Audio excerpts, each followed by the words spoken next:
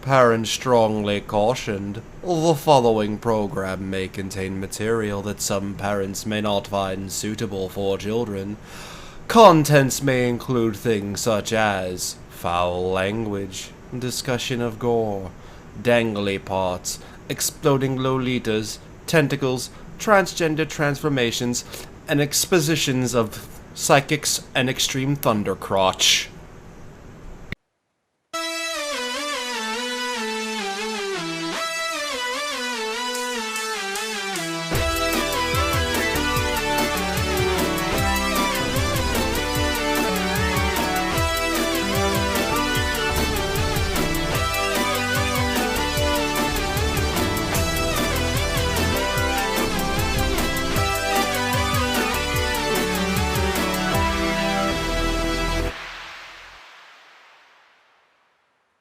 Welcome, one and all, to Equinimation here on Radio is Magic Entertainment. Yes, I said Thundercrotch because I am your host with the most, the man with Super Saiyan swagger, the one and only Pony Vegeta.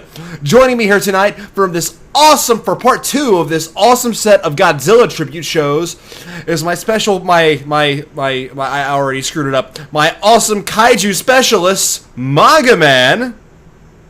Konnichiwa. And Spider Sex, who was late because he was having to take a dump. Shame on you. Sorry. It's okay. Shame on your colon. Well, I'd rather him get it out of the way so his colon does not explode. Speaking of exploding colons, I almost did not... Actually, never mind. You know what? This is not appropriate for air. Let's just move on. You know what? What? What show is this? This is the only show where we can say pretty much anything we want and get away with it. As I was just telling these guys, I once went to, like, summer camp. Well, it was more like a LARP thing, like live-action roleplay.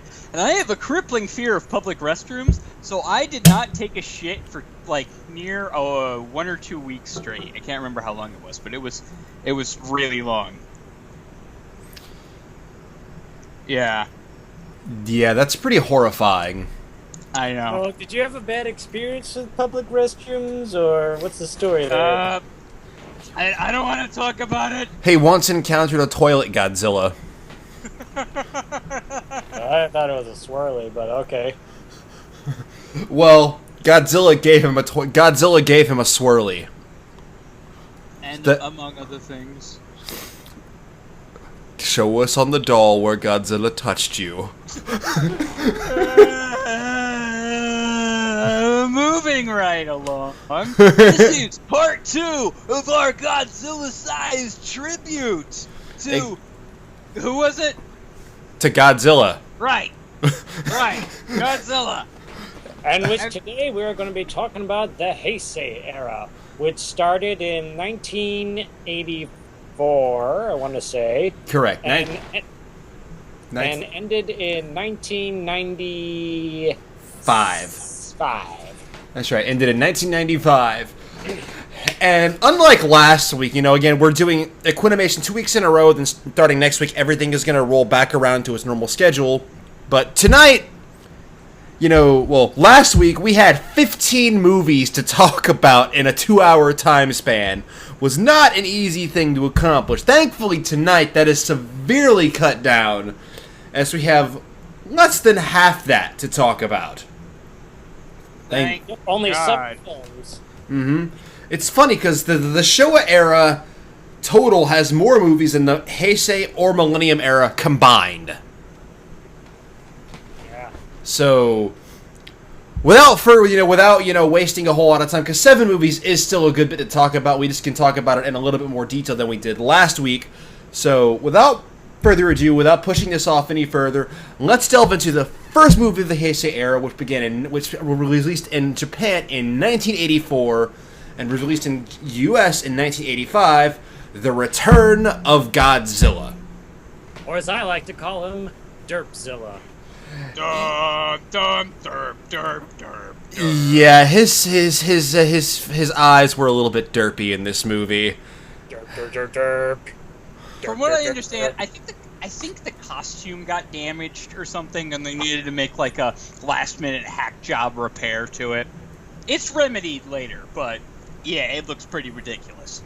What I could tell from the animatronic standpoint, it looks like this was they were trying to accomplish a animatronic where his eyes were also able to move, and they were able to do this in a couple of shots kind of nicely. But for most of it, yeah, it did kind of look like he was Derpzilla.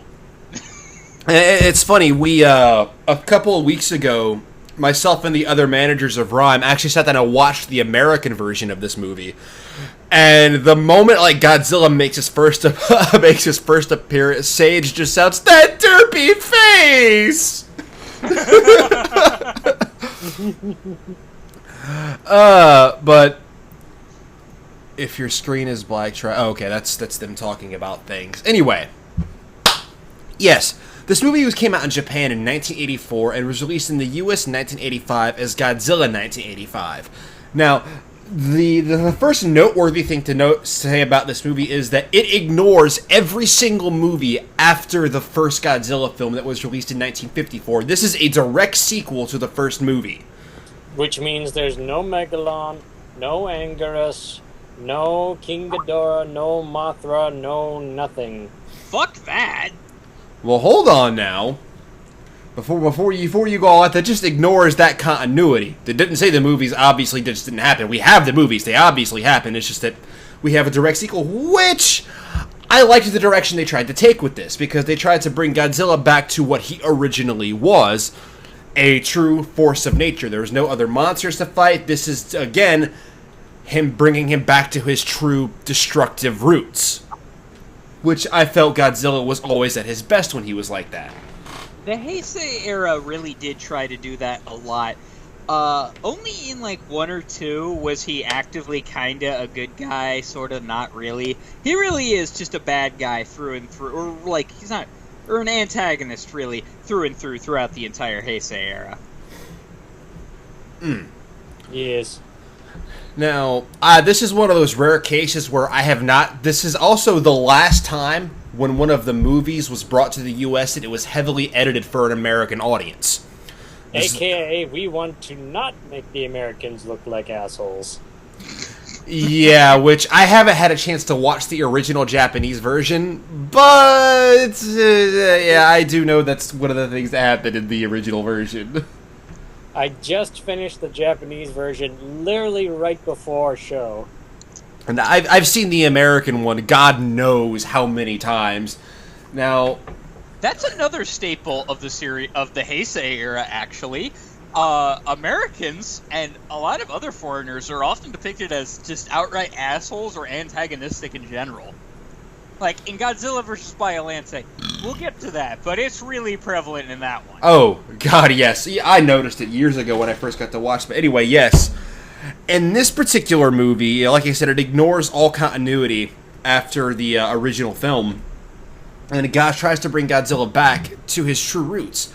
Now, I don't know how they bring it up in the Japanese version, but in the American rendition, they simply say that, you know, the actor Raymond Burr reprises his role as the news reporter Steve Martin, who's brought onto an American military base as kind of an advisor on the situation that's going on. There's no direct American involvement in what's happening in Japan. It's just that this is just kind of a setting to make American audiences feel more at ease with the movie, because they see their people on screen for just a little less than half the film, but, you know... White people! Yay! White people! But yes, Godzilla comes back. Now he's bigger, badder, and stronger than he ever was, and he's derpier than ever. Oh God, yes.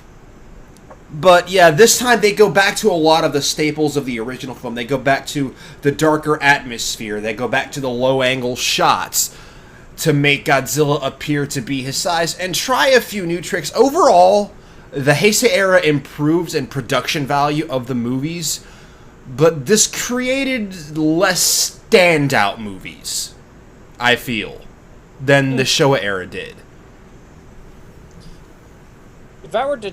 I would have to kind of agree with that. But to talk a little bit about the... since you watched the English version, I did watch the Japanese version. And the way they kind of introduced Godzilla is kind of similar to what the Americans would later do in the botched Zilla movie that they made many years later. Oh God. In that it starts with a Japanese vessel being attacked, like at first by Godzilla, we assume, but later on we peeking on the crew, or like a news reporter spots their ship and enters aboard. It sees that it's like a horror film, really, like dried up bodies, blood everywhere, and what they find out is that it was actually sea louse, these little microscopic organisms that were feeding on Godzilla, drinking his blood, grew twice the size, and killed almost everyone aboard except one lone survivor. Twice? That thing was like 5 feet long. Yeah. That wasn't that's not just double the size, that's like a bajillion if they were microscopic to begin with. I don't even know what a sea louse is, so I'll take your word for it. Yeah, they're not supposed to be that big. They are generally pretty small in size.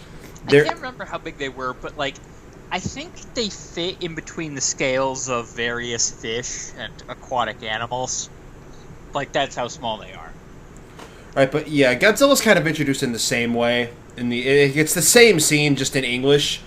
It's just that in the American version of the film, immediately after that attack, it cuts to like the actor Raymond Burr in his home, and really nothing happens. It just shows him like looking through a set of like Venetian blinds. That's his whole scene, but how he's introduced.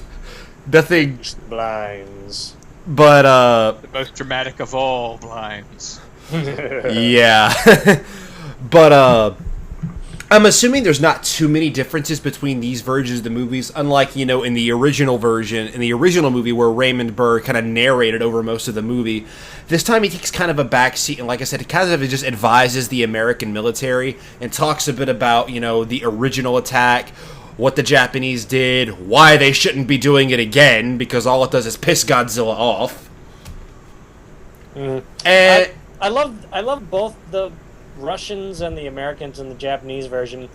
Both their like supposed solutions to taking care of a radioactive monster that feeds on uranium, which is the first time I believe this has been brought up in a Godzilla movie, that Godzilla's main food source is the reactors of nuclear reactors. Which we actually do see. His first attack where we see Godzilla is on a nuclear power plant. And we actually can pick up the reactor and absorb all of its energy out of it.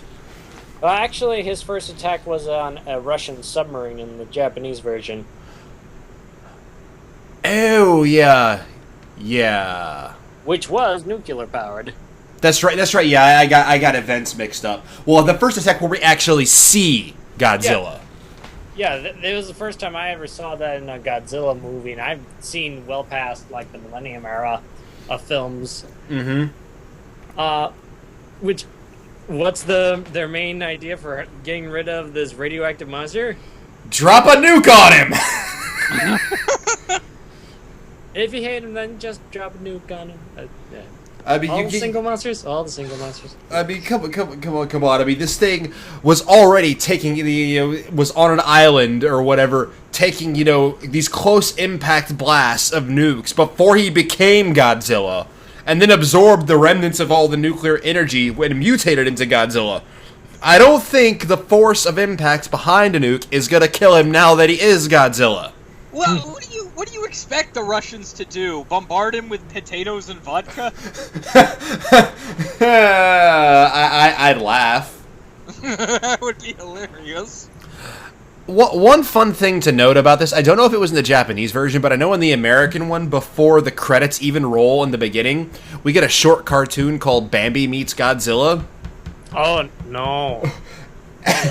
And it's literally, I always found it amusing, but it's literally just like black and white, nothing but Bambi like reaching out, eating grass, and then suddenly getting stepped on. That's it. That's the extent of it. That's horrible. So that's where that's from. Yes, but anyway, like actually back to the movie itself. Like I said, the overall production value of the Heisei era was a lot higher than the Showa era was. Overall, this did create less standout movies, but overall, you get overall higher quality in the movies themselves, and this especially shows true in this movie when they tried to bring Godzilla back to his original roots as this just destructive force of just raw power. And we get a lot of really nice scenes again where you have like them trying to keep him off the coastline of Tokyo, and he just like sweeps his fire breath across the entire coast, wiping out an entire like garrison upon garrison of military. And this is also the first time since the first movie that we actually see some civilian casualties. Mm-hmm. Where like he picks up a subway car, and I don't know, just kind of looks in it and roars at them. There's this one subway rider, though, I know. It was a really weird-looking person. He had long hair, a wide-brimmed hat, and a trench coat on. And he just kind of smiled at Godzilla as Godzilla was holding the thing and roaring at the subway car that he was in. And we once again go back to the extras of the film not being able to act very well. This was also a recurring theme of the Heisei era. I gotta say. Oh my God. Yeah, we'll get to that as they go along, as we go further along. But again, a few other noteworthy things. In the American rendition of the film, like I said, the Americans didn't really add anything to it, but unlike the Showa era of the original, it doesn't really take away from the film this time. In fact, the final ending scene, I haven't had a chance to watch it in Japanese, so I don't know if they do this with a Japanese actor, but I know at the end of the American version, Raymond Burr delivers an incredibly powerful speech about what Godzilla is. And it makes me shed manly tears every time I hear it. What does he say? Let me... So pretty much what it is as, their whole plan this time for getting rid of Godzilla. Last time, they used this thing called the Oxygen Destroyer to destroy the oxygen in the water Godzilla was in and in the Godzilla's body, therefore supposedly killing him. But they never actually found the body, therefore Godzilla somehow survived. In this one, they found out, since Godzilla's, somehow dinosaur-related, he evolved from birds, and there's like a bird-like thing inside of his brain that makes him react to those same kind of stimuli that birds would. So they use... to elaborate on that, they say he's attracted to electromagnetism, which actually is a callback to some of the earlier movies of Godzilla, specifically Godzilla Raids Again, where I think they use light or like electricity to draw him away from certain cities. Mm-hmm. Yeah, they did do that, because there was the explosion and the bright lights that drew him away from a trap they had initially set for him in Godzilla Raids Again, when those prisoners broke free of their cells and then crashed into an oil refinery. But yeah, they do that to lead him away from Tokyo to an island where they plan to detonate bombs inside of a volcano, creating, dropping him into it and creating, and actually manually creating a volcanic eruption to kill Godzilla with lava and everything. And as they manage to do this, as you see the volcano erupting and you see the shots of the various actors celebrating Godzilla's death, you go back to the American, back to the Americans. They're looking at a video monitor of it, and then it cuts back to the island that it's happening on, where you see the volcano exploding, and this speech is 50 seconds long, but it speaks so much. It's Raymond Burr says, nature has a way sometimes of reminding mankind just how small we truly are. It sometimes throws up oh crap. I actually have to go look this up now, because I'm having trouble remembering a single word. Literally a single word here. I cannot remember. Spider, while he's looking that up, why don't you give your own thoughts on Godzilla Returns? It was pretty solid overall. Like, they really did do a good job of making Godzilla badass again, but it really does fall flat with a lot of the weird performances and the plot holes, like just, oh, let's nuke the fucking giant radioactive dinosaur, herp-de-doo! But, other than that, it's really solid. It was a great way to start off the Heisei era, honestly, because Godzilla really did go back to his roots, even if he was, like, completely derpy. But they did a really good job of bringing him back down to Earth and making him badass again after, like, the later bits in the Showa era where he fucking, like that fucking drop kick where he soars 50 feet in the air. And what was that movie from again? That was from versus Megalon. Yes, from Megalon, for the fucking drop kick. Right. So I'm gonna do you guys one better than just trying to recite the speech. I'm gonna let the man do it for himself. So Whoa, I gave. thought Raymond Burr's dead. I think he is now. He might be now, but this was in 1985. Wow. Anyway. Look back to the past. Yeah, I gave you guys the link. I'm gonna show you guys in the live stream the actual speech itself. So clicking play.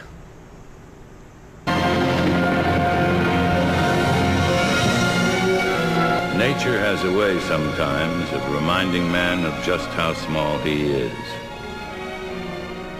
She occasionally throws up the terrible offsprings of our pride and carelessness to remind us of how puny we really are in the face of a tornado, an earthquake, or a Godzilla.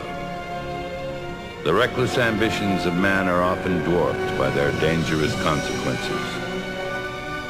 For now, Godzilla, that strangely innocent and tragic monster, has gone to Earth. Whether he returns or not, or is never again seen by human eyes, the things he has taught us remain. Oh gosh, that scene gets me every freaking time I watch it. His voice reminds me of something. I don't know, can't put my finger on it, but I think I've heard him outside of Godzilla before.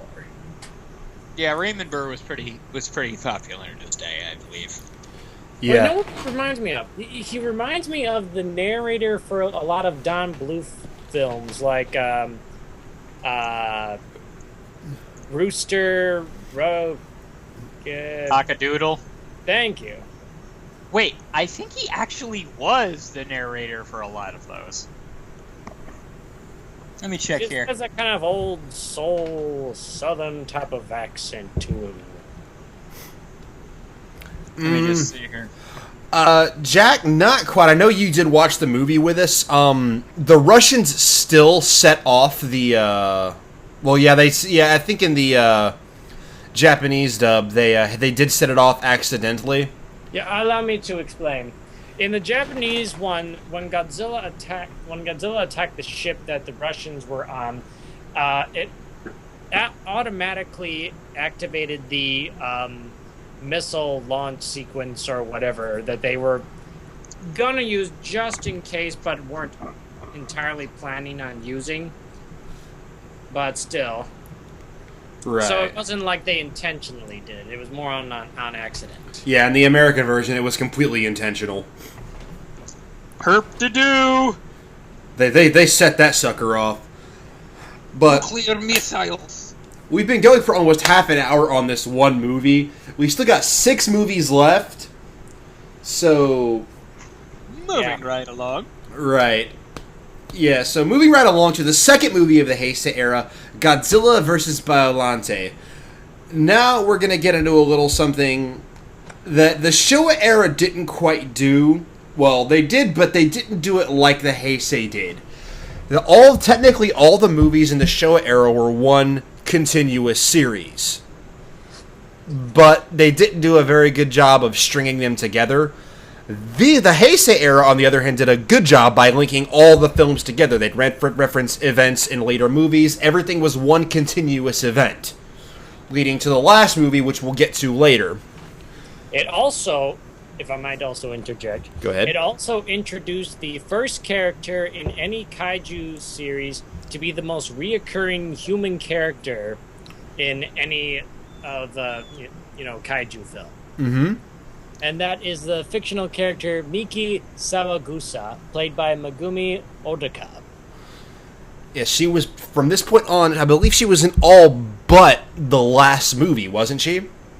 All but the Return of Godzilla, but in the manga, surprisingly, they actually explain that Miki's parents actually died during that whole raid that Godzilla had on the city. Makes sense. Seems legit. Yes, but as Spiders was mentioning earlier, the Americans are made out to be complete buttholes in this movie, and several of the movies follow this one. It's also worth pointing out that a lot of the so-called Americans are not fucking Americans. Like, there's this scene where they're collecting up after the dust and the whole rubble of the last movie, and we see these guys picking through the rubble, and they, like, take some cells from Godzilla, and the Japanese come along, and they're like, hey, what the hell are you doing? And when they talk, it is not American. These men are definitely Australian, but throughout the film, they are mentioned twice as being American. Yeah, And I was just laughing my ass off, because these guys are very clearly not Americans. I should know. I live here for a while. But yes, Godzilla vs. Biolante was also the start of another reoccurring thing, starting with the character of Miki. Miki is what we would call... New-type. Or telepath. Yes, she is a psychic-type Pokemon. So Miki 2, Miki 2 is originally part of an organization that helps gifted children with psychic abilities, similar to Sabrina's gym in Saffron City, hone their skills to become worthy psychics. And certain psychics of varying abilities are able to do such wondrous feats such as telepathy, telekinesis, as well as being able to detect whenever, say, a giant radioactive monster appears. Yeah, they do a pretty good job of it. See things in dreams, all that good stuff. Yeah. And it's so interesting, too, that where the Showa era was all about aliens and outer space, the Heisei era was all about the psychics. Now, for the most part, Miki didn't play a major role in every movie, but she was in every movie after the first one. She just didn't always play that forefront character. Now, this one, she played a fairly large role in the movie, as she was one of the major ones that used to help detect that Godzilla was not dead. He was still alive inside that volcano. That's right, folks. Even the fucking other force of nature cannot kill this force of nature. That's a wonderful way to put it. But one of the major things that now, the way this movie is set up is that, again, they're collecting Godzilla cells after Godzilla's attack on Tokyo, and a group of, quote, American, unquote, soldiers attempt to steal those cells, and then some super awesome edgy guy of Doom kills all of them and steals the cells for his company, the Saradia Oil Company. I think Saradia was actually the nation in one of the Mothra versus Godzilla movies as well, right? Saradia? I don't know. I don't think so. Sounds kind of... I'll just say yes. You'll just say yeah. They were both, like, Indian or something or some shit, but yeah. Then Godzilla appears and wakes up. All the while big, the Americans want the Godzilla cells, the Japanese want the Godzilla cells, all to figure out ways of defeating Godzilla or using his cells, what exactly did they want to use those cells for? Like to create? They were using his cells to take create. over the world. Of course, but no, they were trying to use the cells to create an anti-nuclear energy bacteria that would help clean up radiation spills and help keep like nuclear power plants under control. And eventually, now this is obviously used right. This could really be something used as a devastating weapon. You could cripple entire countries with something like this if you used it right. So obviously, people think the Japanese are like, oh no, dog, no, we want this because you're going to use it for evil, but we're actually going to use it for evil. But we're going to say you're going to use it for evil. So you have all kinds of stuff going wrong. You have after it's revealed that Godzilla's still alive in the volcano, there's other companies like, hey, if you don't give us the anti-nuclear energy bacteria research, we're going to set off bombs at the volcano and release Godzilla on you again. And it just goes on and on. And early on in the film, when the Godzilla cells are first discovered, we have a scientist by the name of Shigeru, I believe. Something like that, yeah. It's something along those lines. I can't remember his name off the top of my head. I just watched this movie a few days ago. He wants the Godzilla cells to try and kinda, sorta resurrect his dead daughter. It's now, if I remember correctly, what happened during the original struggle with the first Godzilla cells, an assassin came in and shot up the place a lot. One of the victims of that was this scientist's daughter. Oh, no way, I thought he set off a bomb. Yeah, he set off a bomb. Oh, yeah, he set off a bomb. I knew it was something to do with assassinations. Yeah, and she was unfortunately caught in the explosion and she died. Now it's fast forward several years later. The guy says he'll agree because he's worked with Godzilla cells before. He agrees to work on this project provided he gets to keep the cells in his lab for at least 7 days, where he ends up combining the Godzilla cells with the cells of plants, as well as some of the remaining cells of his deceased daughter. Well, originally, first the cells of, I don't know, some sort of psychic connection or some sort of spiritual transition, because she died in the area where she was testing these roses. That No. The plants were telepathic. Not Okay. Everything produces some kind of like psychic energy, and they initially bring in Miki to try and talk to the plants and see if her spirit was within them, and it doesn't quite work. But Sadly. yes, but of course you combine Godzilla cells with anything, and everything is going to go horribly wrong. The plant comes to life big time, escapes the lab, and grows to ginormous proportions. We're talking bigger than Godzilla proportions. Like, I'm pretty sure this is actually the biggest kaiju in the history of kaiju. Like, there might be another one that got a little bit bigger, but I'm pretty sure this was the biggest one. Like, I'm pretty sure the only one that was comparable in size to this one was one we'll actually talk about a bit later, Destroya. Destroya! Yeah. Well, we'll get to that one a bit later, because that's the last movie in the Heisei era. Again, yeah, it creates this massive plant named Biollante. And Biollante is pretty much a giant wuss.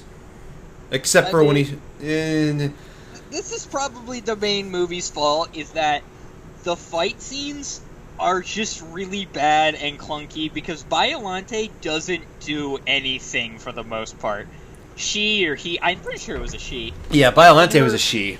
In her first form, where she's just chilling out in the lake, all she really does is splash some Godzilla with some acid, which really doesn't seem to miss him all that much, tie him up with some vines, and smash a dock. Like, that's about all I can remember she did. And don't forget the tentacles! Oh yeah, the tentacles. All those Gonna have to tentacles. censor that shit. Yeah, this is, again, as I said, the overall production value of the film's increased, but we have less standouts. And at the same time, you get a couple of films that are kind of forgettable in the long run, and this sadly was one of them. It's really, there really wasn't a whole lot to this particular movie. I mean, you get a lot of scenes where the humans are attempting to stop Godzilla, failing horribly, and then, you get two really short fight scenes between Godzilla and Biollante. Now, I would like to point out that Biollante looks fucking awesome here. This is, like, you know how they had really bad animatronics, or at least tried animatronics with, like, Godzilla last one? They really made it up, because Biollante is probably the most detailed and cool-looking monster. She looks sick and kind of disgusting, honestly, but it's really, really cool. Like, it honestly makes Godzilla's suit look pretty bad by comparison. She looks sweet. Though I do have to give them props for getting him out of his derping phase. Yeah, they fixed his face. Probably some head trauma or something like that. Face. A magma bath will do wonders for the skin. And your eyes. There are two characters I'd like to talk about before we move on, and that is this one guy called Goto, Godo, yeah. He is just the most fun. He is probably the biggest badass in any Godzilla movie ever. Like, he goes up into the skyscraper to inject Godzilla with the anti-radiation bacteria. He shoots him and he's about to leave. Then Godzilla comes up to him and he's like, "What's up, bitch?" And then he turns around and he's just like, "Blow it out your ass." And then he shoots him in the fucking mouth with another one. And then he's just like, "Ah, fuck you," while the entire building's crashing down around him. And it was just amazing. I was laughing at that for 20 minutes straight. And then there was the big badass silent killer we had earlier in the movie, and he uses like a drag off to snipe people out or something. And he has like this one line in particular where he opens up these shades and Godzilla's smashing everything, and he's just looking out there, and then all of a sudden he goes, "Oh, god damn it! It's Godzilla!" And I don't know what accent it was, but it wasn't American. It certainly was not American. Yeah, this is one of those movies. I watched it. I have it on VHS when it first got hit the U.S. I watched that, and all the stuff was like retranslated into proper English. But I watched this one recently in its original Japanese format, and all of that was still incomplete. It was his line was still in English. There was a lot of characters that were actually speaking in English and had like Japanese subtitles up on the screen when they were talking. So jarring, honestly. And yeah, it was like, wow, that's a horrible acting. I don't care what. This is no. Come on, you guys can do better than that. But all in all, this one, not really fantastic, not really a great film compared to the rest of the Heisei era. It did introduce a couple things, like Spider said. Biollante looked freaking amazing. Its fight scenes were really, really underwhelming. They tried some new and interesting methods to try and get rid of Godzilla. They're getting creative. Rather than, OMG, let's just send all these tank stuff after him, even though we know it's not going to work. They got creative this time around. But things just didn't quite pan out for this movie, in my opinion. It's an interesting watch, but not something phenomenal. So if you want to complete your knowledge of Godzilla, go right ahead. Or if you just like special effects, or practical effects rather, go right ahead. I'd watch it for Goto again, because he was a fucking badass. I do want to bring up one thing before we move on. Is the music is the most unique, I think, out of all the Godzilla films that we've seen up to this point. And that's the first time where I really feel that the Godzilla March really had this kind of like, I don't know how to describe this, kind of 80s or 90s groove going to it. It's the first time I heard it remixed like that, and I kind of dug it. Yeah, I think this is when they brought back... I think it was it the same? No, it wasn't. It wasn't, the person who originally did the music for Godzilla and for the majority of the Showa era was Akira Ifukube. He didn't come back until, like, the movie we're going to talk about next. But, yeah. The music was by Koichi Sugiyama. Is who did that rendition of the Godzilla March. So, I dug it. huh? I dug it. It was nice. I have the entire best of soundtrack for this era, so it's on there. So, if we're done talking about that, we can move on to what is, in my opinion, possibly not only one of the best films of this era, but one of the best films in the Godzilla series, period. Godzilla versus King Ghidorah. Oh yes, this really blew me away. This is probably up there among my favorite ones. It was like, not only do they make the Godzilla suit look better this time, they make the Godzilla suit look better, they bring back one of Godzilla's biggest and baddest opponents, the story is actually nicely done, the special effects are nicely done. This is, all in all, a fantastic movie for the Godzilla franchise. Like, if you want a good place to start out, just period, go with this one, because it requires only cursory knowledge of stuff we've discussed before, and it breathes new life into King Ghidorah and a couple other monsters. Yeah. It's really, really good. Mm-hmm. So, as the story goes, help me out here. Right. So, pretty much, the movie starts off, we get a UFO flying over parts of Japan, and again, we got Akira Ifukube back on the music, and it shows, because he does some amazing jobs with he does an amazing job with the soundtracks.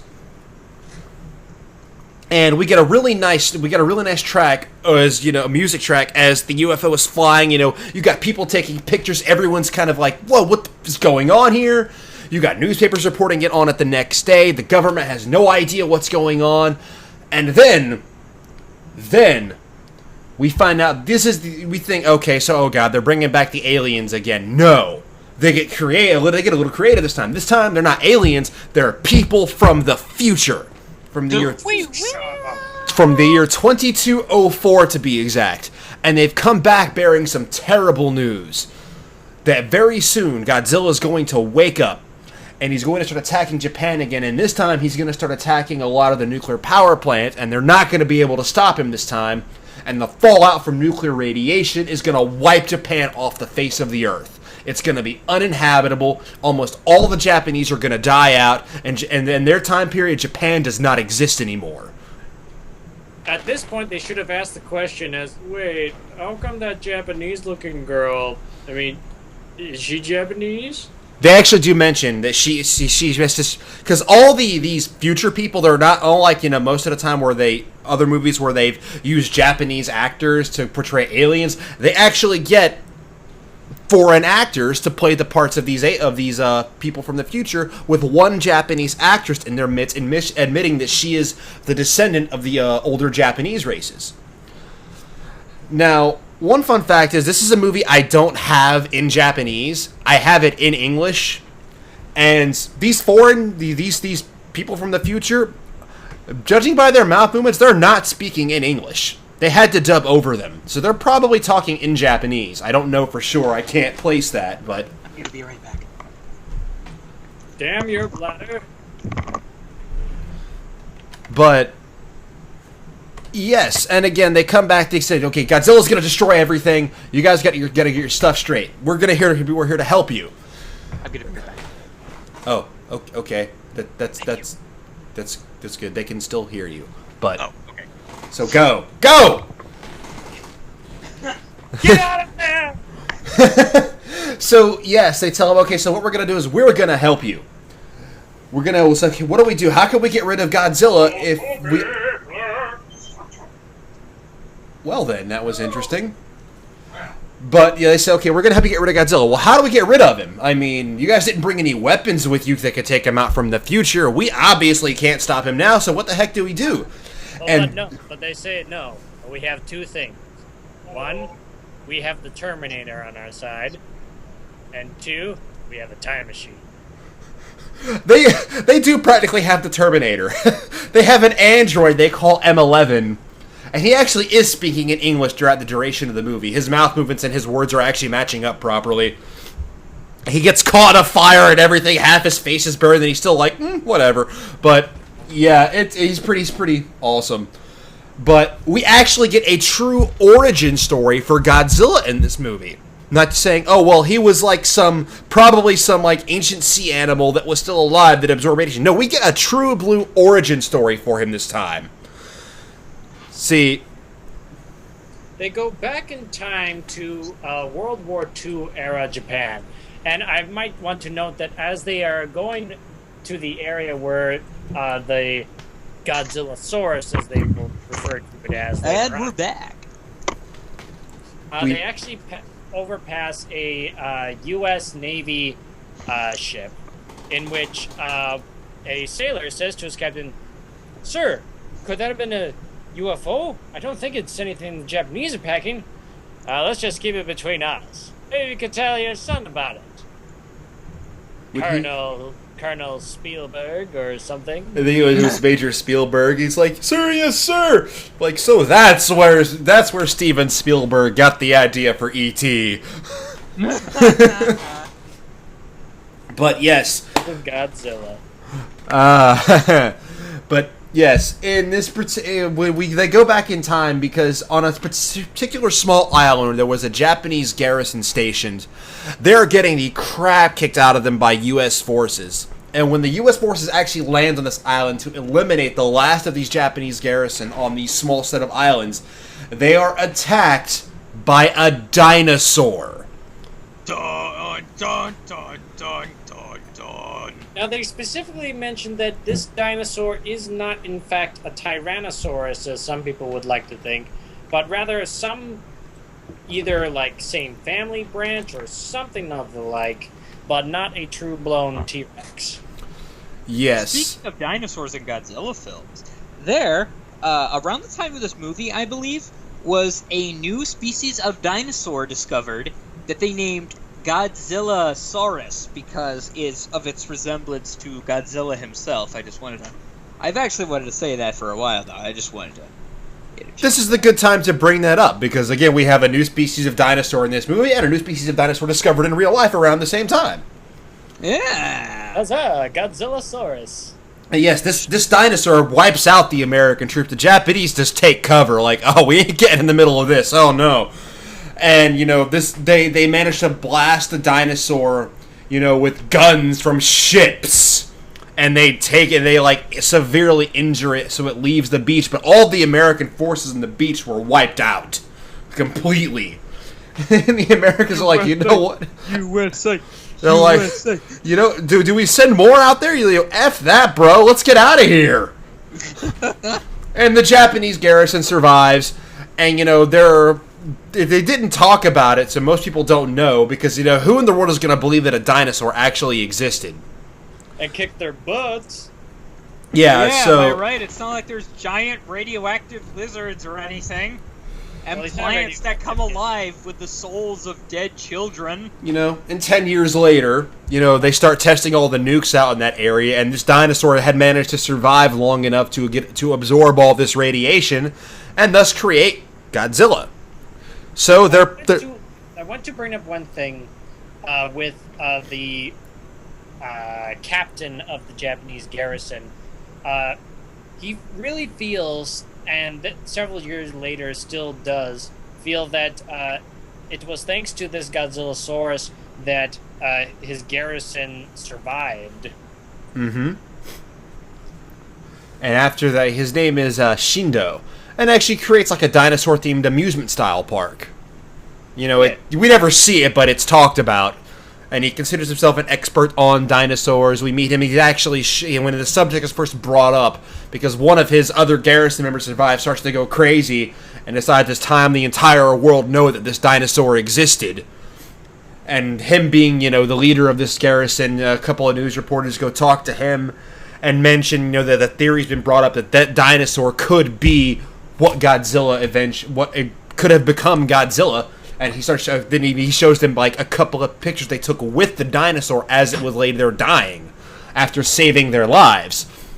But these people from the future, their entire plan is to go back to this point in time after the garrison's left the island and the dinosaur just laying there, to teleport it to an entirely different location so it doesn't absorb all the radiation and therefore does not become Godzilla. Really smart plan. Brilliant. But as with all people that just come to save the day, or just supposedly, for no benefit to them whatsoever, It always needs to go wrong. not go wrong, but they have ulterior motives. It turns out they're lying about Japan not existing in the future. In fact, it's quite the opposite. Japan becomes the most profitable and most powerful nation of all time, and they're just coming back in time just to knock Japan down a peg because, damn, those Japanese and their smart, tiny penises. Yep. And instead of Godzilla absorbing radiation, they leave these three little semi-adorable creatures on the island called Dorats. And they're little golden, and they got little green hair and little teeth. They're kind of lizard-like. They only have wings and 2 legs. I wonder where I've seen that before. There's 3 of them, huh? There's 3 of them. So now we fast forward years later, and the moment they get back, these people from the future reveal their true plans. Where things went, for them, better than expected. The entire intention was to leave the Dorats behind so they could absorb the nuclear radiation and become giant monsters themselves. And they reveal that, they have full, complete control of the Dorats. But something has gone wrong, but oh so right, because all 3 Dorats have merged together to form the super giant monster, King Ghidorah. Dun, dun, dun. Oh, wait. And they are going to use it to bring Japan to its knees. And if Japan wants to survive to the future, they have to accept their help. AKA, we're gonna neuter your society so that you'll never ever be prosperous again. So what do the Japanese do? They try to fight back. Of course. But things don't go. Obviously, they couldn't stop Godzilla. How are they going to stop King Ghidorah? Because he's bigger and stronger than Godzilla was. So what do? You fight a monster with a monster. Originally, they were planning on searching for the area in which the Godzillasaurus lays slumber under the sea and send a nuclear sub there to radiate him. But little do they know is that nature, as Raymond Burr says, has a funny thing about it. That nature always finds a way. Mm-hmm. And thus a new Godzilla is born. It turns out Godzilla had already been born because years ago, a nuclear submarine had crashed in the same area. Therefore, Godzillasaurus absorbed that radiation, stayed dormant under the sea, so when this other sub they were going to use to intentionally turn him into Godzilla shows up, oh dear, he's already Godzilla, destroys that sub, absorbs that radiation, becomes even bigger and stronger than he was already. Time paradox! So now... Hold on, speaking of time paradox, I do want to bring up the fact that when the people, came back to the future... And I was just thinking, wait, if they made it so that Godzilla doesn't exist, at least up to this point, then why do all the other people of the present timeline know about Godzilla and his whereabouts? Yeah, that's one of those things that, it's like, well, what do we do about this? Let's just not address this at all. Maybe they'll forget about it if we don't bring it up. And admittedly, when I watched this when I was a kid, because this movie came out in the U.S. in 92, so I had it on VHS. So admittedly, I didn't question it then either when I was a kid. Obviously we do now, but I just kind of look over it because the rest of the movie kind of makes up for that. But so now we get Godzilla coming to Japan once more to attack Japan. So now, screw this. You know what? Godzilla's going to ruin everything. They're just going to send King Ghidorah after him. Things don't go according to plan! Not as planned! Not according to Keikaku! Apparently, the Japanese woman, Emmy, was not quite aware of just exactly what they were going to do with the Dorats, and turns against them, reprograms the android M11, gets a couple of the other humans to help, and they bomb the crap out of the computer of the ship. Just like Terminator. Yeah. just like Terminator. Therefore, the future people lose control of King Ghidorah, therefore losing his ability to fight strategically against Godzilla. Then Godzilla mops the floor with Ghidorah, literally blowing off one of his heads.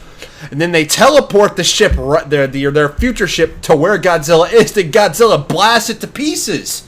God damn, this is getting a little bit convoluted. Like, where are we? I don't know. Oh my god! I wouldn't quite say convoluted because I was still able to follow. Convoluted pretty much like would be this becomes difficult to follow. No, they still keep it on track. Because the good news is Godzilla was back to take care of Ghidorah. The bad news is Godzilla is back. So now Godzilla takes care of him except for Ghidorah. So now Godzilla goes on a rampage through Tokyo and other cities. So the woman Emmy and the android M11 go to the future to bring back King Ghidorah to fight Godzilla. And you know, before this happens, there is one scene I'd like to talk about. It's where the Major Shindo comes face to face with his former savior once more. And knowing Godzilla's coming into the city, he chooses to not leave and actually decides he's going to stay behind and confront Godzilla face to face. And there's the way the scene plays out, there's a couple of different ways you can interpret this scene. Now, from what I understand, most people try to think that, the Angry Video Game Nerd, James Rolfe, did a piece on this, years ago for his Monster Madness month in October, where he talked about all the Godzilla films. And the way he interprets it is, I think one of the major ways that most people do is that, Shindo's kind of eye level with Godzilla because of how tall the building he's in is. And, he's looking eye to eye with his savior, someone who's not going to destroy him because they're old friends. And he just gets the super raw end of the deal and gets destroyed.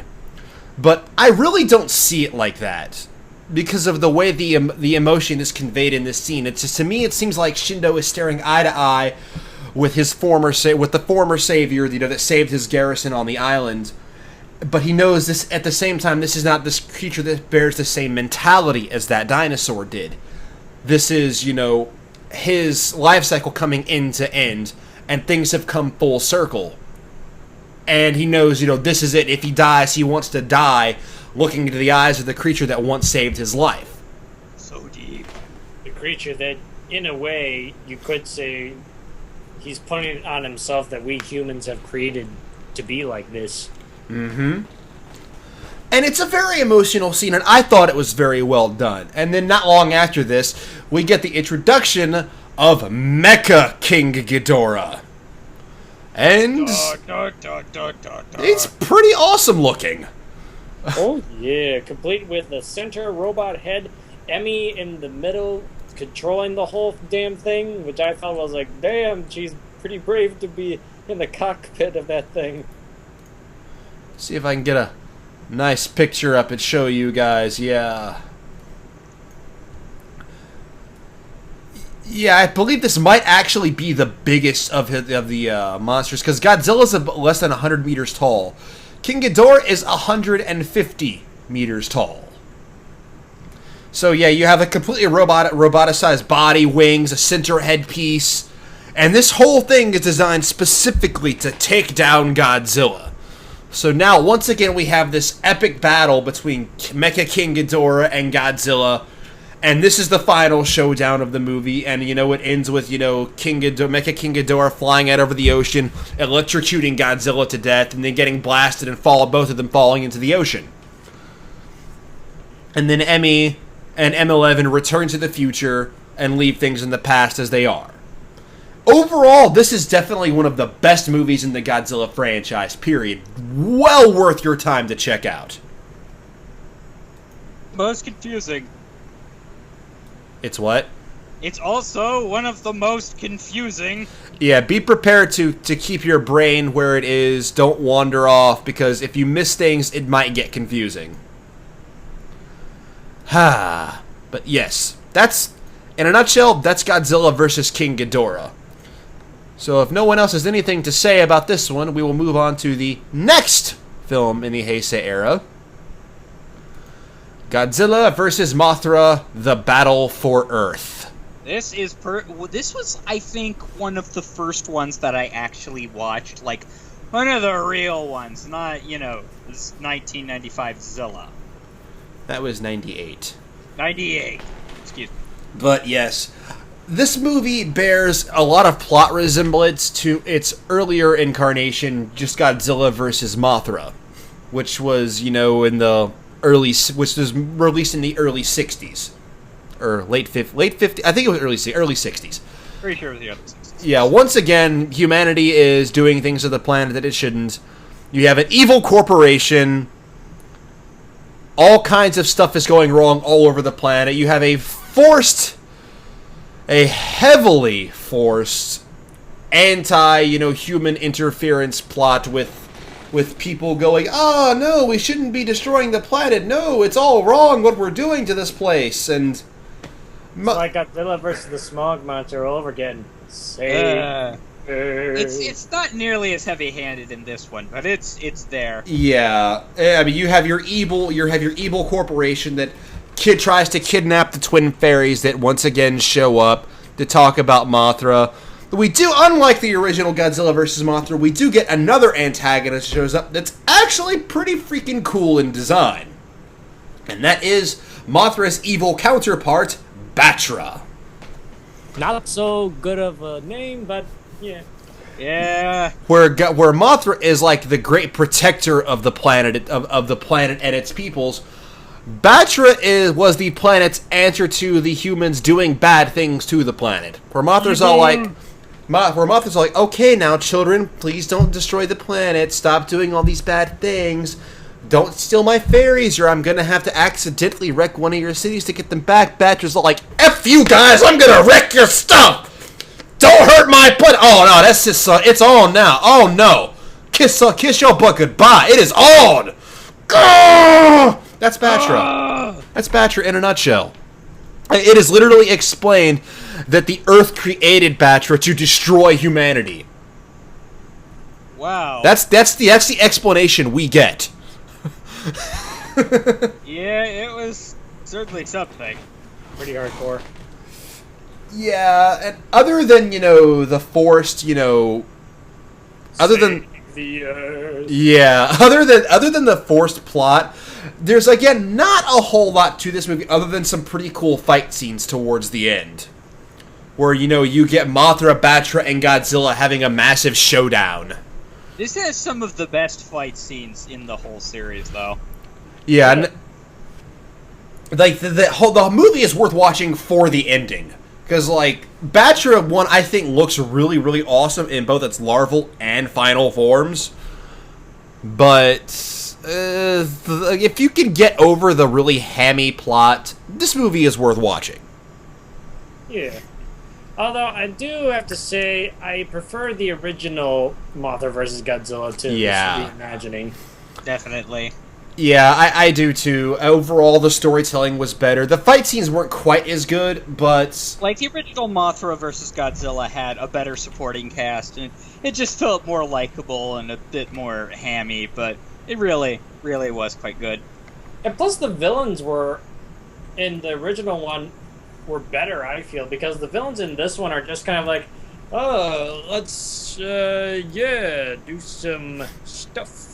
Evil! Like, you never really see them doing much of anything other than the attempt to, like, buy the twin fairies.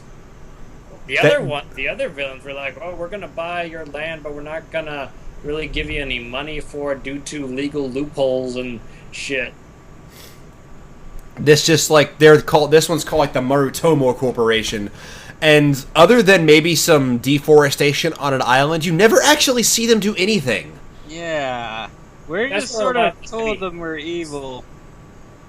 Evils. Oh, I almost forgot about Indiana Rambo-san. Yeah. Go elaborate on that. Oh dear. Okay, so Indiana Rambo-san is basically just that, where this character that Japan is like, we really like Rambo, we really like Indiana Jones. Let's combine the two and make it Japanese. Yeah. Where, like, the first part we see the guy doing a archaeological dig or whatever, like Indiana Jones style, getting a golden idol from a pedestal, and then, like, the whole temple starts to break apart. And he just barely makes it out. There was no rolling rock, so nothing along that line. Unfortunately. I do Yeah. find it funny. You can tell how fake the bricks were, because you could see bricks falling on him and then bouncing off. This isn't one of those budget pizzas, guys. Come on. I'm sorry, I just found it laugh whenever a brick literally just bounced off of his head while he was crawling to his safety. But yeah, what was your favorite line from this particular early part of the scene, MangaMan? Oh, yes. Hold on, I got to remind myself. Oh, how many days ago was that I saw that movie? It was like, I think maybe a week ago. I remember because you mentioned it in our chat group, and it's pretty Okay. funny. Oh, yes. Hold on, I almost have it.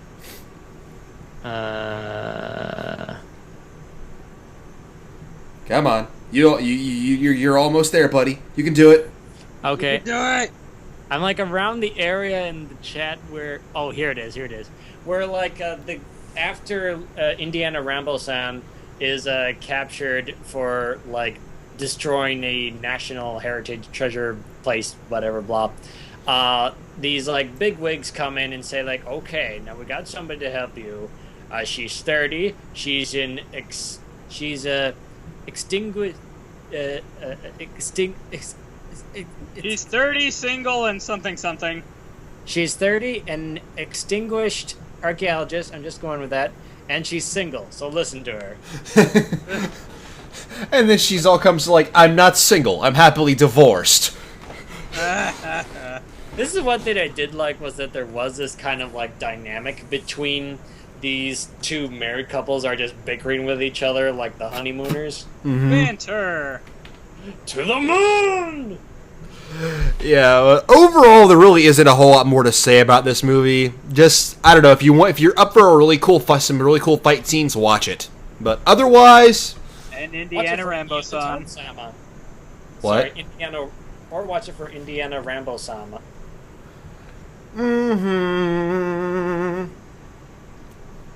Next up is Godzilla vs. Mechagodzilla 2. For now, the Japanese are getting smart. They uncover the remains of Mecha King Ghidorah and use it to build their ultimate defense against Godzilla yet. Mecha Godzilla. So one of Godzilla's greatest adversaries returns, this time not controlled by aliens but by humans to get rid of him. Dun, dun, dun, dun, dun, dun. At the same time, somewhere else, a large egg is uncovered, which hatches into a baby Godzilla. Which is the cutest darn thing ever. And it's an herbivore, which doesn't make a whole lot of sense. And it has like 2 brains. One in And- his butt and one in his head. But Yeah. enough about the baby. Rodan actually shows up, but the English one are stupid, and they keep on calling him Radon for some reason. Yeah, that irked me. Like you got it backwards. It's Rodan, not Radon. Yeah, it was kind Goddamn of... Americans. Yeah, it was a no. That's a no there. This is the first time that I noticed, about Rodan, that this is the first time I've seen him use a beam blast. Like, before he would just kind of use his wings and his beak. He uses a beak a lot in this one, too, but... That's what I liked about Rodan. Like, he didn't use beams. He was just, like, total badass. Yep. Like, he was a total badass without lasers. He could kick your shit in with, like, his fucking wings. He was like, you know who he was like? He is a lot like Char Aznable. He's really fast, and and likes to kick people's asses. take names and mow people down with his spiky belly. Yep. This is one of the ones I have not rewatched recently, so my memory is a little hazy on it. Alright, so they construct Mechagodzilla to attack Godzilla, and they deck it out with like a whole bunch of things. What do you guys think of the Mechagodzilla design for this one? I thought it was very interesting, and it was a good successor to the previous one. Yeah, it was a little bit more of a polished look over the the edgier looking one that they used in the 70s. The 70s one was really, really clunky. That was my main issue with it. Yeah, but the 70s one had a much wider array of weaponry to it. Toe did. missiles, knee missiles, finger missiles, elbow missiles. They should just call this thing Gun Godzilla. This thing was, Jesus Christ, this thing was like a walking armory. This thing was like this had more, what's the word I'm looking for? Munitions than some countries in Africa. I'm not exaggerating about that, by the way. That's an actual estimate. I think this thing had more guns than the entire continent of Africa. Yeah. It was pretty ridiculous, but yeah. And we come to a point early that I made earlier that, again, I don't really remember too much about this film, but while the overall production value of the Heisei era was higher, we still have less standout films, and this is another one of those. It's just like kind of, it's in the middle. It's fun to watch, but doesn't really add too much to the franchise as a whole, to me. Even though I've only seen it a couple of times, it just didn't leave me with the huge impact. it had a nice ending, I thought. Oh, yeah. Yeah. It was nice that they brought back Minya, which they kept calling Baby, but I know it was Minya. Yeah.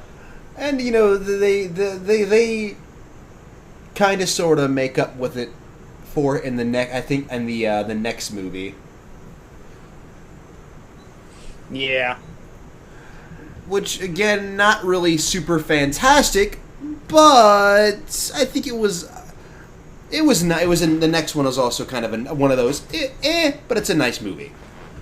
Yep. Yeah. Godzilla versus Space Godzilla. And man. Yeah, and there's this one was an inevitability, I believe, when they were getting to this point. Godzilla versus Space Godzilla. We get a couple of different, creation stories for Space Godzilla, because he's practically Godzilla with giant crystals all over his back. And Maybe not back. yeah, we get a couple of different creation stories for it. In Godzilla versus Biollante was partly composed of Godzilla cells, and whenever Biollante was destroyed, its cells scattered up into the atmosphere, and creating an avenue for Godzilla cells to be brought up there. But they also bring up the point that when Mothra left, she also had Godzilla cells on her, and that these cells would then be translated to also giving the birth of Space Godzilla, which I gotta say, that's a terrible name. It is. Space Godzilla, yeah. I don't really entirely like Space Godzilla's design. It just doesn't look very good. It's literally like, it's much larger. Well, not much larger. It's like upper body is much bigger because of all the crystals. It's not a good design. Here, let me see if I can find a good-sized image to show everybody. I liked it for the most part. I thought it did a good. I liked the colors. It did a good job of sort of giving a good juxtapose to Godzilla, because there's a lot of bright colors on it. But it was too spiky. Largely. It's like, you see the giant crystal shoulders right here. You can see the crystal spines, crystal tipped tail. Yeah. wasn't a very good design overall, in my opinion. And plus, this was like the third Godzilla-esque type monster that they created in the Heisei era. First being Biollante, then Mechagodzilla, and now Space Godzilla. Yeah, like his cells were absorbed into a black hole, which mutated into this. Yeah, that's how black holes work. Space Godzilla comes to Earth to destroy Godzilla, beats the crap out of him, kidnaps his son. Who looks like the Pillsbury Doughboy. Yeah, I think I've actually shown a picture of Minya. Like, I think I showed a picture of Minya last time from this particular movie. And it's the one that showed up on Wikizilla. But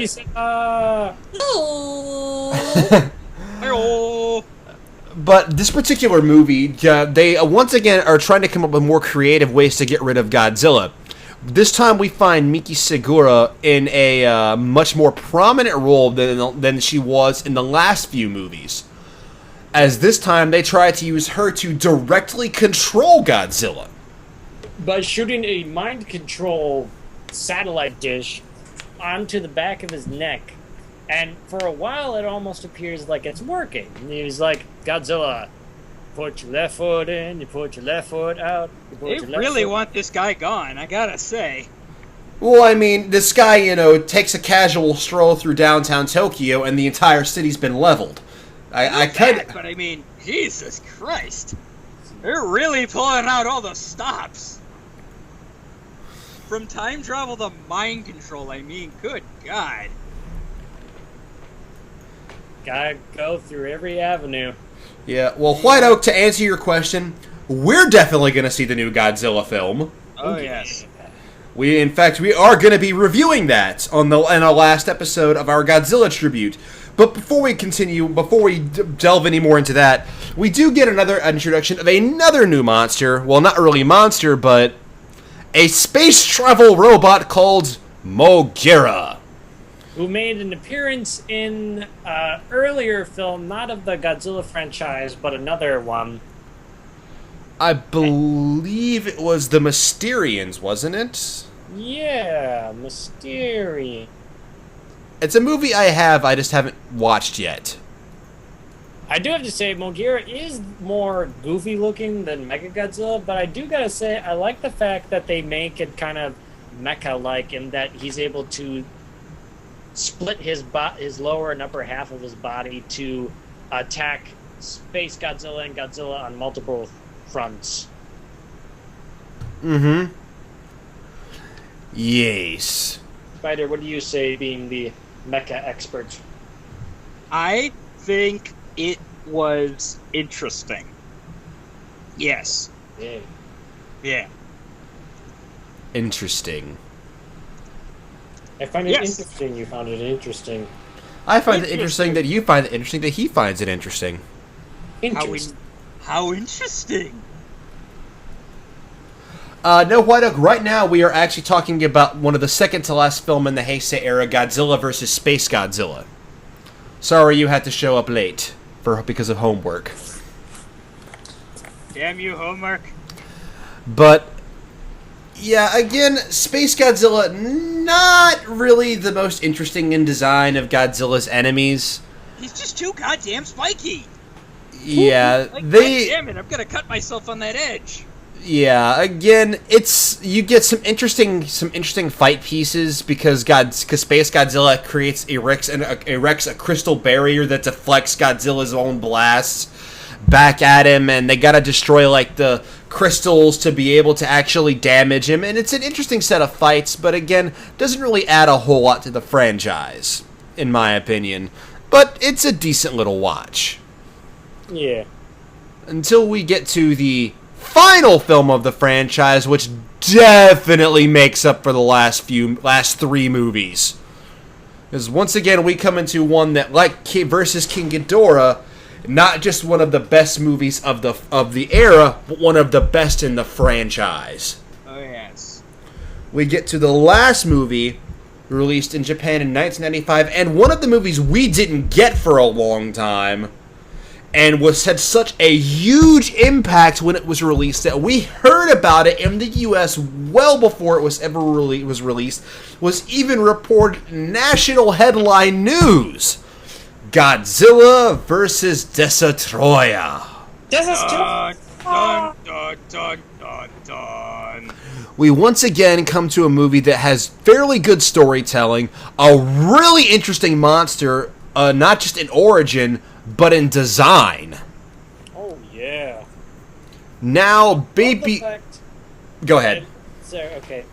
I love the fact with Destroyer's origins that they actually bring up the original Godzilla film, like they'll be doing in the Millennium arc, but we'll get to that. Where the whole origin of him is that Destroyer was born from microorganisms that got mutated by the oxygen destroyer that destroyed Godzilla, the original Godzilla, so many years ago. And now, with that whole mess of events from before, it's created a new monster while it destroyed the old monster. So Godzilla is literally fighting off against his own Grim Reaper. Dun, dun, dun, dun, dun. I'm just gonna do that every time something dramatic happens. And yeah, that is something to talk. That is something to do. Because this time, not only do you have your traditional Godzilla is trampling over Tokyo. This time the stakes are much, much higher. Because now Godzilla has potential to destroy the entire planet. As it's now being brought up that just because Godzilla was produced by radiation, his entire body is like a walking nuclear reactor that by this film is on the verge of melting down. Yes, this was the moment where Godzilla dies again. Well, yeah. And unlike in the first movie where he was just, that terrible monster that needed to be destroyed, but was also a representation of, the problems in dealing with, nuclear technology, this time we've had 40 years knowing the character, getting to know, the mindset and abilities, the character of Godzilla. And he just might die. Like, for real, this was originally slated to be the final film in the franchise, period. This was supposed to be it. So they treated the character with dignity and respect. And, the first scene we get of Godzilla is of him destroying not Japan, but China. Hong Kong, to be specific. Yeah. And he's all glowing and red. His beam attack is red, this time in color. Really cool, to be honest. I loved his design in it. It really, I don't know what it was, but he really did look damaged and distressed in this one. And he was desperately trying to get a hold, or to see, it almost felt like to me like he was trying to find Junior one last time so that he could almost say his goodbyes. Junior, the evil Japanese corporate military or whatever, lure Junior in to handle Destroyer so that Destroyer could then kill Godzilla before his nuclear reactor of a heart implodes, since Destroyer is basically a monster version of the oxygen destroyer. I love you, gay son. Plot.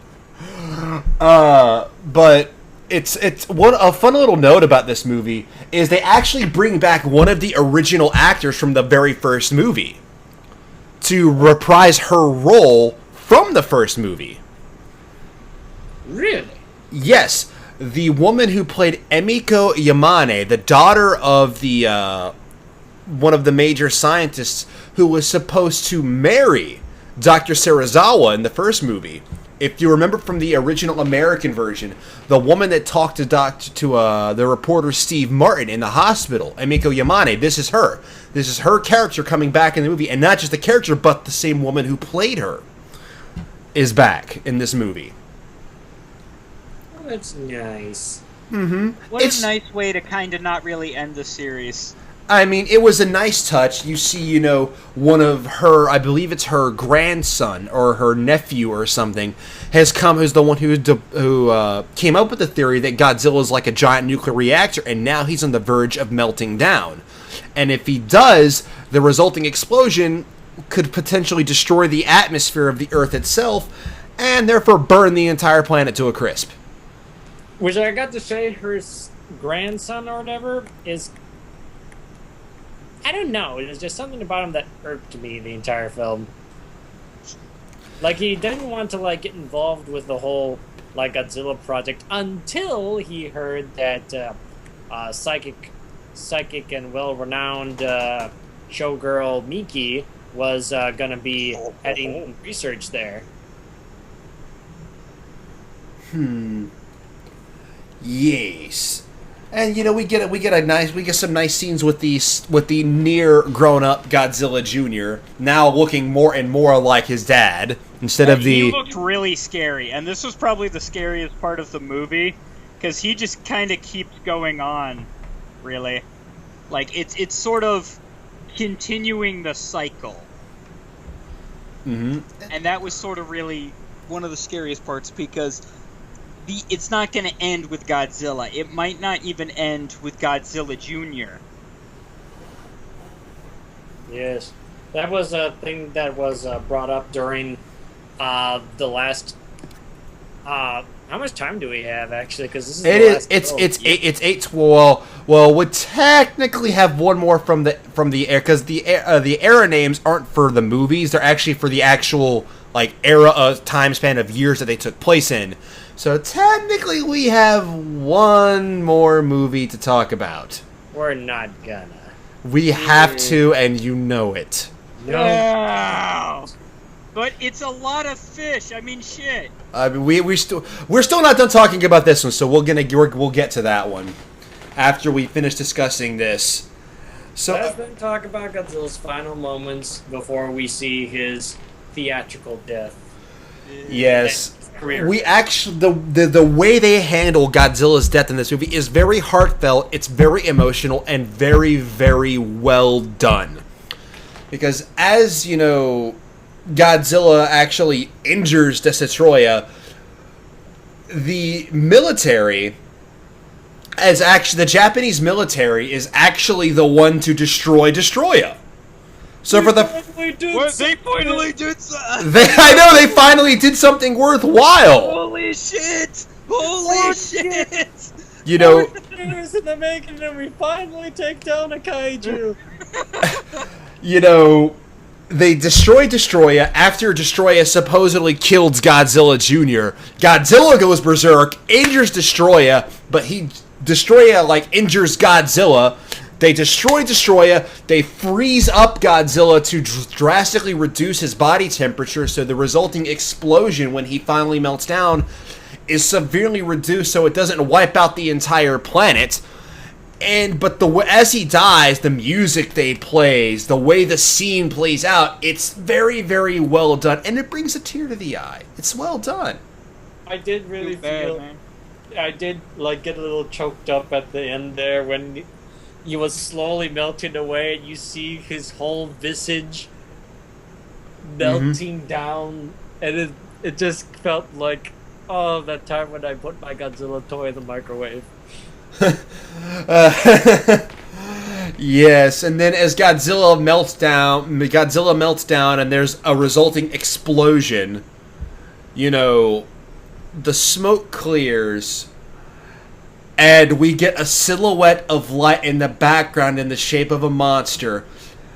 And we get under this realization that things are not quite finished, but are closing out on a happy note as Godzilla Jr. has absorbed his father's energy and is grown and mutated into a new, fully grown Godzilla.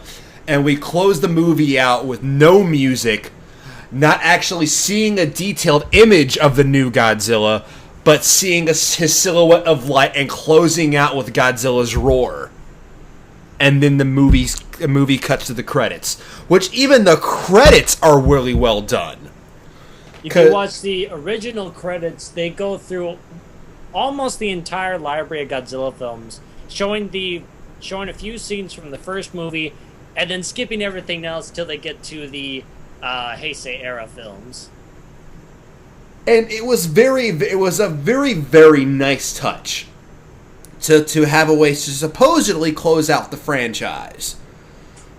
I would like to think that Godzilla Jr. would become the Godzilla for Godzilla 2000. And we have theories and stuff on that, but we'll talk about that in 2 weeks when we get to the millennium era. But before we can talk about that, we have one last movie that took place during the Heisei era. No, we don't. Nope. I don't know what you're talking about. I don't know. Guys. This is Madman speaking of. Guys, we have to approach the elephant in the room. As much as we don't... The elephantized lizard in the room. No! I don't want to do it! Guys, we don't have an option. Yes, we do. It is that we don't talk about it. Good night, everybody. I like that idea. Good night, everybody. Have a nice night. If you guys leave me with this now, I will ensure you don't get to watch the new Godzilla. You never get to watch any Godzilla again, but anytime you put a movie in ever from now on, no matter what it is, it will become this movie if we don't get to talk about it now. But Vegeta, it sucks dick. I know it does, darn it! Be a man for once in your miserable life. Help me talk about this movie. Okay, fine. It starts out attacked. People get attacked, and then a bunch of shit. We first need to talk about the title. The title of this is Zilla, the movie. Yes. No, it is not, sadly. Can't it be? So, the movie company TriStar attained the rights to make a Godzilla movie. If only we could have known what was to come of this. It's worth noting that it's by the same guys who did the Independence Day movie. And that was it pretty much had a very similar ad campaign. It was showing like, oh, it's just Godzilla's feet and he's smashing everything. Oh, you better go come see what happens to figure it out. And then, oh, and like just like in the fucking Independence Day, oh look, the White House is getting smashed. Come see the movie to see what happens, and it's shit. You know. Welcome to Earth, bitch. Yes, just like in Godzilla vs. King Ghidorah, we get a true origin story for Godzilla in this movie. But there's kinda. They don't delve too deep into it, but we kind of get some hints as to what happens. And first, let's talk about the design. Let's talk about Godzilla's design in this particular movie. Okay. What would become known as Zilla, and he looks like a retarded iguana. Funny you say that, because technically he is an iguana. Well, fancy that. He still looks like shit. I just hate his design because all of his weight is leaning forward, and the reason I like Godzilla is like one of the reasons I like Godzilla is because it actually looks natural. His legs and his body actually look like they could support his weight. But no, this one is all leaning forward, and it's got this huge ass tail, and it can run at like 90 miles an hour, but this thing should be stumbling over its own asshole. I do have to admit that I was one of the ones when I saw this movie, I did kind of like the new redesign. It was Definitely different from the design of Godzilla that we know of today, but I actually didn't mind the design It of doesn't even Zilla. look like he doesn't even shoot lasers. What the fuck is this? I actually have to agree with MangaMan. I actually did like Zilla's design in this movie. And I understand the reason why they chose this, because they were looking for something a bit more realistic in design. Like, No, what they're looking for something a bit more T-Rex in design. Yeah, Jurassic Park was the big thing at the time, and you can definitely tell they drew inspiration from that. Through inspiration, they directly ripped off an ass load of scenes, like near the end with the baby. We'll get to that, but God, I hate this movie. Why do you hate the movie so much, Spider? Details, details, details. Give us details. It has an awful performance by that. Hey, there was also an actor who was in fucking what's his name? Its name's slipping me, but he was also in Jurassic Park, and like he plays the main character, and he goes, "Oh, hey, that's a lot of fish." He wasn't in Jurassic Park. Yeah, Matthew Broderick wasn't in any. You're thinking of Goldblum. Oh yeah. Whoops, my bad. But yeah. Matthew Broderick was Simba from The Lion King. Wait, really? Yeah, he's adult Simba. Huh. Weird. But, yeah, Matthew Broderick kinda sucks in this movie. I don't know, he's like a paleontologist or some shit. Oh, here, come look at this, bacteria culture I've got going on here in this foot. Oh, isn't it interesting? Ha ha ha. White Oak, yeah, the Nostalgia Critic really ripped on this movie hard. There really wasn't any much done in this movie that was done really well. I did like the design. They were trying to go for something a bit more, modernized, rather than the whole tall thunder thighs version of Godzilla that had been used up to this point. Matthew Broderick was not in Independence Day. Nope. Sorry, White Oak, but no, he was not. But I do say his performance here really was, well, Matthew Broderick-ish.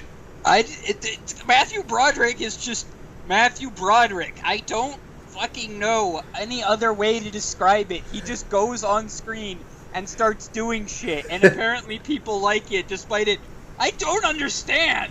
He was in the remake of The Music Man, I remember, way back in the day, and I've never liked him as an actor. He has this kind of like flair to him, like he's trying to portray happy, or he's trying to portray like he's in distress or something, and you could see a glimmer of the emotion behind his eye, but his performance is just like, we gotta stop Godzilla in some way, shape, or form. Yeah, his performances here, especially here, is really lackluster. Like, even you have actors that are decent in other movies. Like, this was actually, again, brought up, to mention the Nostalgia Critic again, it was actually brought up in a recent video he did. Even if you have a good actor, if they're given poor direction, they're not going to be acting very well. And overall, that's what this movie is. This movie is a load of bad direction, bad special effects, bad acting. Oh, bad special effect. The funny story about that, it's raining in literally every shot that Zilla is in because, like, the CGI was so bad and they wanted to obscure it.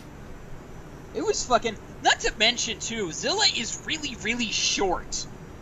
Like, just given by kaiju standards. This thing is really, really short. Like, it's pretty fucking tiny. Like, it's Anguirus, if you stand him up from tail to head, is, like, larger than Godzilla, but if you were to do that same here, he's still pretty goddamn short. Yeah. White Oak, to answer your question, the critics that were being parodied in this movie were the mayor and his assistant were parodies of Siskel and Ebert. Yeah. And Siskel and Ebert are world-famous critics who really brought out the whole criticism phase in the late 80s. And they're all dead. Well, no, and now it's Ebert and Ropert. No, Ebert's dead. Oh, Ebert's dead too? Oh, Yep. well... Died last year.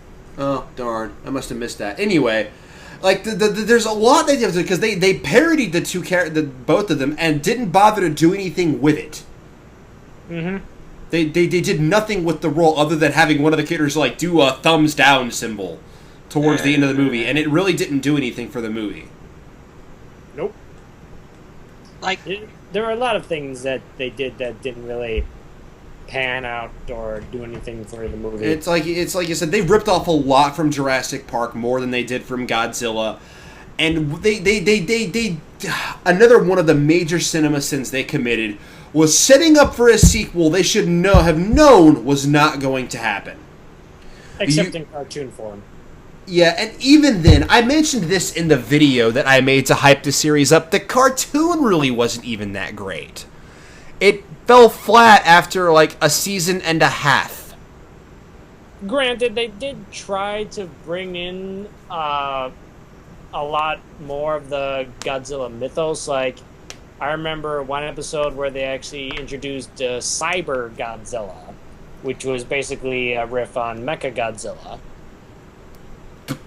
They tried, but ultimately failed. And it didn't pan out. It seems like America is just incapable, what seems to be incapable of properly portraying Godzilla, because this was their third attempt at it. Because I think it was either probably, from the looks of it was probably the 70s. They actually had another Godzilla animated series. And Godzuki. Oh, God. Don't remind me. I loved it when I was a kid just because it was Godzilla, but really looking back on it, that show was pretty terrible. yeah. It had the giant lobster, though. What was his name? Ebirah! Yeah, it had the giant lobster. So I get points for that. Yeah. Wasn't he? I distinctly remember seeing a giant lobster. I doubt he was called Ebirah. We'll just say he's Ebirah.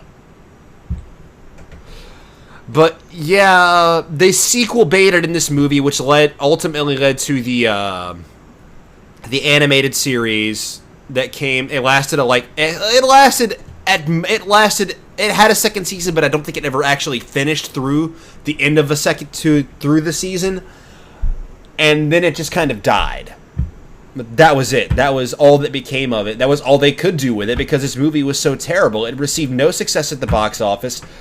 It was trashed by critics and the general public. It just seems like America can't do Godzilla. Hopefully, maybe they're wrong with this new one, right? We're at just under 30 days. We're at just under 30 days, and they get Legendary Pictures is going to take their stab at Godzilla. We only got 30 days to save the world. I'm cautiously hyped, I gotta say. Yeah. One last thing I want to say about the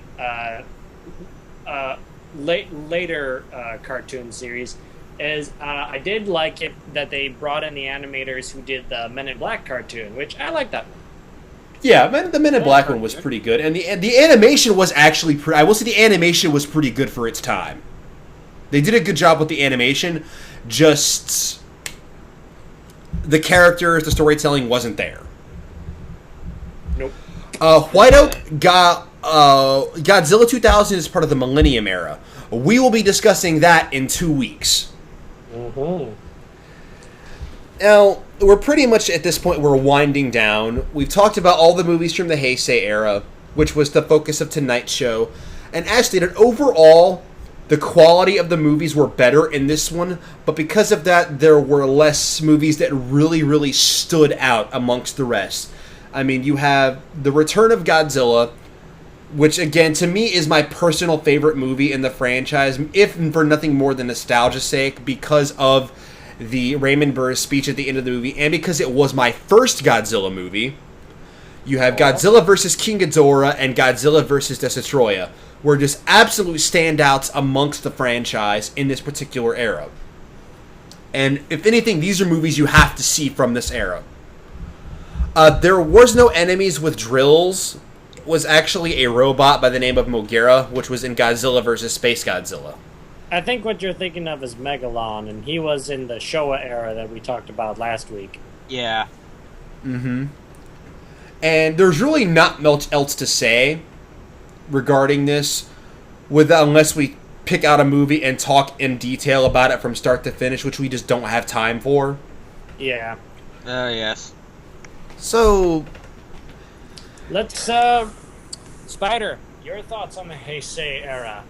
It was pretty much a great addition to the series. It really had some of the best story-wise and effects-wise, and it really sort of brought Godzilla to the forefront of, like, pop culture. I know Godzilla had sort of been ingrained in Japanese culture for like at least 20 years, but it had never really gotten critical, world-renowned acclaim or notice until the Heisei era, and that it's in large part to like better localization, better effects, better everything around. But like Vegeta said, a lot of these just don't stand out. Like Godzilla vs. Biollante is a lot of standing around for a few like 5-minute action scenes, and that's about it. But like, if you really need to watch any Godzilla movies, pick the ones we mentioned from the Heisei era. Like, just hands down, because it has some of the best. Overall, I like what the Heisei era tried to do with the Godzilla franchise. It's the first time in a long time that they actually tried to do a continuity between the films, which I really, really wish they would have continued to do in the Millennium era of films. I liked the character of Miki. I liked her story arc throughout the films, how she developed, almost developing a respect for Godzilla rather than loathing, especially when you consider her background. And overall, the films themselves, I felt, were of good quality. Movies such as Godzilla vs. Destroyer, Godzilla vs. King Ghidorah are some of the standouts of the Heisei series. And overall, it was around that time that I got into Godzilla. So it's near and dear to my heart there. Yes. Quite. And, well, in closing, this is the era that got me into Godzilla as well. This is a really nice place to start if you don't really want the super cheesy and campiness of the Showa era.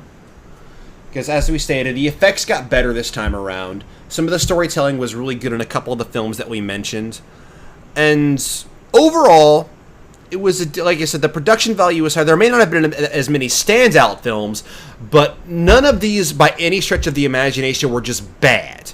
They were all decent movies. Just some of them stood out, really, really stood out. Because, well, for reasons I've mentioned, like, I think a bajillion times already during this show, so I won't continue to repeat myself. But, all in all, second wave of Godzilla films was a success. Do check them out. Thank you guys for tuning in tonight. Oh, yes. Thank you. Thank you so much. We will reconvene for part 3 of our Godzilla tribute shows on May the 5th, where we will discuss the Millennium era of films, which began in 1999 with Godzilla 2000, which actually came out in the US in 2000, and was the first movie since Return of Godzilla to get a theatrical release. Yes. So, I won't say any more about that, but do tune in on May the 5th, where we discuss the Millennium era. Next week, we return to our normal schedule.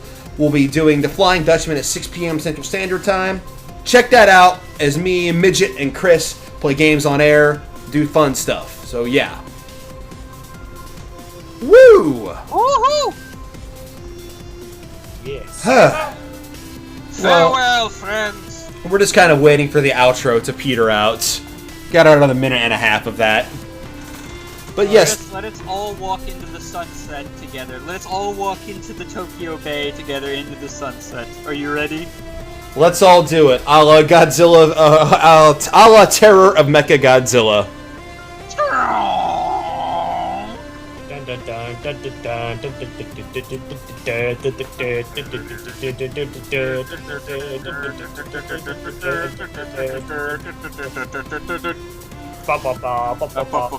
See, I should have waited to play the ending to Godzilla 1985 until now, is what I should have done.